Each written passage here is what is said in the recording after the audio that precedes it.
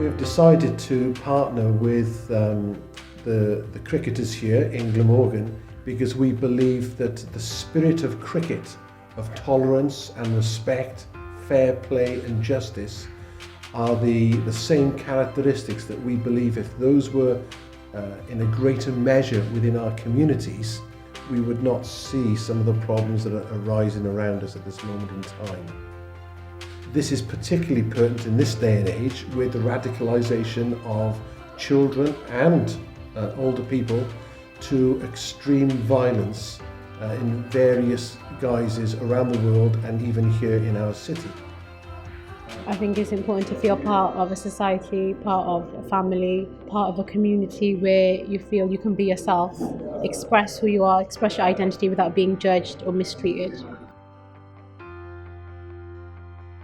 So we understand that within a sporting team environment, you have the team, and if one person is disaffected through people ridiculing, through making fun of or anything else like that, a gap grows and the performance of this person reduces and affects the rest of the team. And that is exactly the same that happens in society, in relationships, in families, in schools. And into this gap comes bad behaviour, even negative attitude from teachers, and it grows and grows and grows.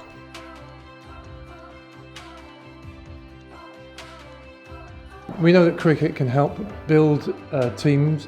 We know that cricket can help bring people together.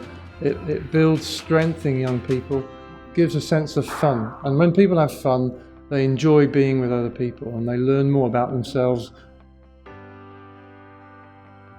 There needs to be some sort of place where people can come together and share their ideas that they're probably scared or nervous to talk about in their home or at school. The more you can communicate your fears, then that's the only way of moving forward and improving. When my sister started in high school, she weren't very good. She weren't the best behaved girl, let's say, because I felt like I was always getting pushed out just because they knew my sister and they thought that I was always going to be the same. So I was excluded and I was out of school for a good year, maybe two, coming up. And then I had a letter through the door asking for another school to give me a try. Even though they knew my sister was the best of people, they still opened their arms wide open for me and they didn't judge me off my sister's name and they felt me like I could have a new start. So after tonight, it's made me think differently about a lot of people, especially Muslims, because they're not all the same and they are their own individual person in themselves. Being an observer tonight, it's been really interesting for me to be able to see firsthand how people feel, see how different cultures and religions fit within our own community. And there's always been times where I felt different in a crowd or in a situation, but I've never felt people be suspicious of me. And that's a whole different entity. That's a whole different emotion to feel, that people instantly distrust you purely because of the way you might be dressed or the way you look.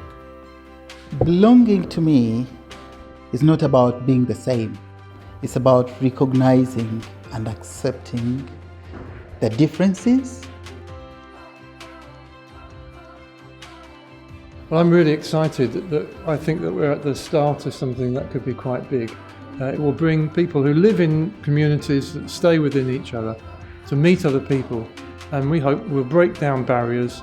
And it's that drive to help other people is the primary purpose behind the beginning of this project. So what was great about tonight was the ownership that the young people took of this project. They can see where it can go and they want to shape its future.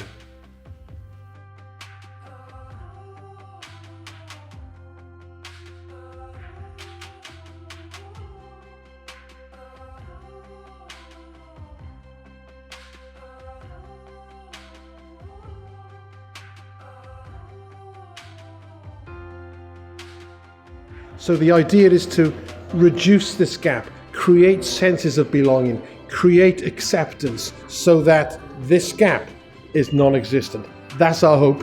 That's where we're moving towards. It's a good thing and it brings out what the community is all about.